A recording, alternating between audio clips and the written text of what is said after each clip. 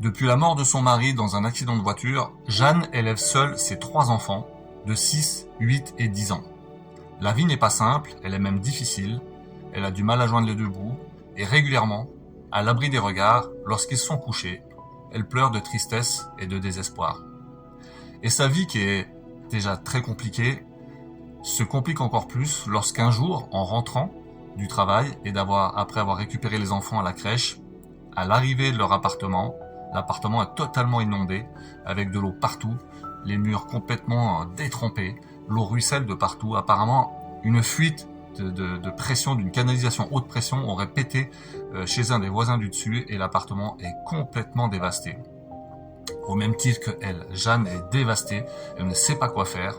Et là, c'est la goutte d'eau qui fait déborder le vase, c'est le cas de le dire, sans mauvais jeu de mots, pardon. Et pourtant, à travers cette tristesse, à travers ce destin qui semble s'acharner contre elle, va se passer quelque chose d'incroyable qui va totalement bouleverser et métamorphoser sa vie à jamais. Elle ne sait pas où coucher et elle contacte son assurance. Heureusement, elle est couverte pour ça, pour ces dégâts des eaux et tout ce qui est naturel. Et là, c'est pas naturel, mais c'est pas de sa faute. Et il lui donne la possibilité de pouvoir dormir quelques jours dans un hôtel.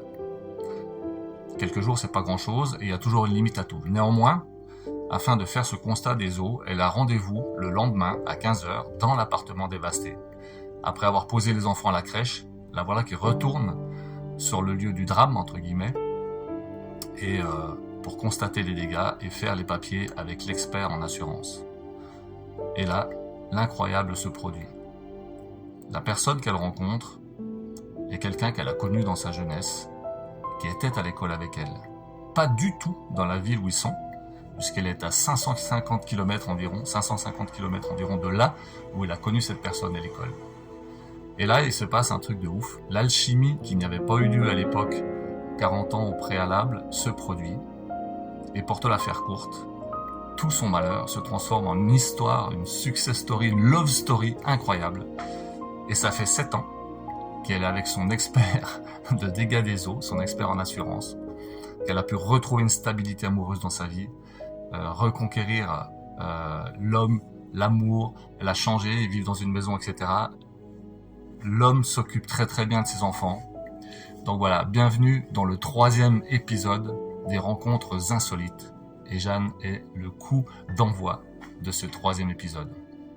Alors aujourd'hui, j'avais décidé de faire cet épisode en parlant directement de quelque chose comme ça pour te montrer aussi que il y a toujours de l'espoir. On doit toujours garder l'espoir. Il y a toujours moyen que les choses s'arrangent, même si on est au fond du trou, qu'on est au fond du gouffre. Donc je vais plutôt synthétiser sur des histoires incroyables, rocambolesques comme celle-ci, plutôt que d'énumérer des choses à tout vent, juste pour que tu prennes conscience qu'à travers chaque drame, à travers chaque épreuve de la vie, il peut toujours y avoir une résonance qui va modifier le cours de ta vie et passer du tout noir à quelque chose d'extrêmement lumineux.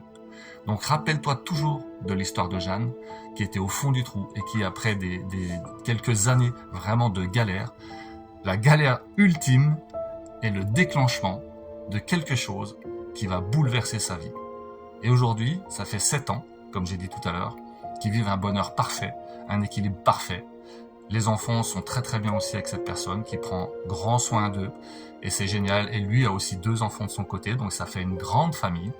Mais le bonheur est là, l'amour est là, la stabilité est là, alors que chacun de son côté vivait quelque chose de relativement dramatique, surtout Jeanne, puisqu'elle a eu le malheur de perdre quelqu'un d'une manière assez violente comme ça. Donc voilà, garde toujours ça en tête. Et je donnerai peut-être qu'une seule histoire à la fois, mais une histoire poignante, une histoire forte, pour que toujours tu gardes cette lumière au fond de toi, que toujours tu aies cet espoir, que toujours tu te dises tout est possible. Parce que c'est vrai, tout est toujours possible dans la vie. C'est toujours une question de vibration. N'oublie pas ça. On récupère ce que l'on vibre, on est ce que l'on vibre. C'est ce que l'on incarne que l'on récupère. Et même s'il était au fond du trou, au fond du gouffre, certainement qu'au fond d'elle-même, il y avait toujours une part de miracle possible, de quelque chose d'étincelant qui était dans son cœur, même si parfois c'est extrêmement tamisé par un tas de boue, par un tas de choses dramatiques. On doit toujours garder cette petite braise, cette incandescence Parce qu'un jour ou l'autre, un événement, quelqu'un, quelque chose peut venir souffler dessus et raviver cette flamme qui va t'amener dans un nouveau feu de ta vie. Donc voilà, j'espère que cette vidéo t'a plu. J'espère que tu vas garder ça en toi, que tu vas garder cet espoir si tu n'en as plus. Je te souhaite la meilleure des vies. Je te remercie de me suivre, de liker, de partager, de commenter, et surtout abonne-toi pour ne rien louper. Merci du fond du cœur.